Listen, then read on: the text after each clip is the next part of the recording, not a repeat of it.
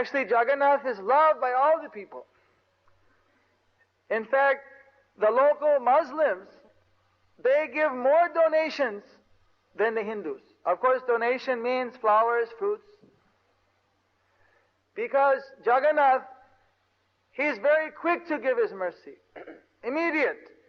So there was one Muslim man who tried everything, but he could never get a son.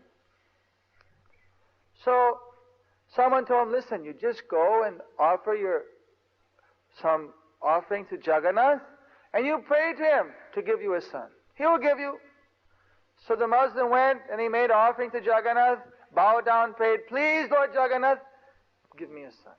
And then I will give you offerings for the rest of my life. So within very short time, within 1 year, he got a male child. So then a few others followed suit.